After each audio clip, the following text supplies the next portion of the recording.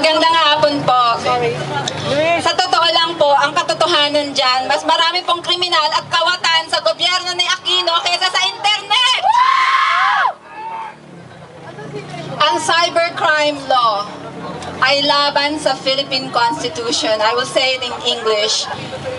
Cybercrime law is against the Philippine Constitution because Article 3, Section 4 of the Philippine Constitution states that no law shall be passed prohibiting freedom of speech and freedom of the press. Kaya Presidenteng Aquino at itong mga nasa Senado, labag po kayo sa batas ng konstitusyon.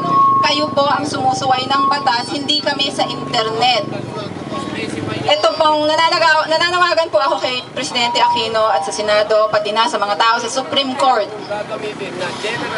Yung nakita niyong mga ginawa ng mga Pinoy hackers natin, Anonymous Philippines, I love you.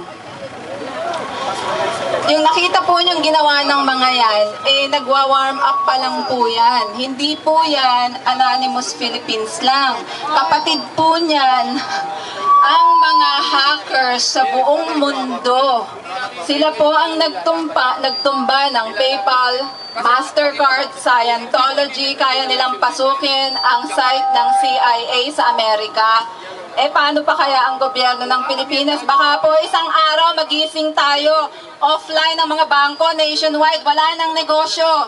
Presidente Aquino, nananawagan ako sa iyo, mapapahiya ka sa buong mundo dahil ang kalaban mo dito, hackers sa buong mundo na handang magsama-sama para itumba ang kalokohan ninyong batas laban sa kalayaan ng lahat ng tao sa mundo, hindi lang sa Pilipinas.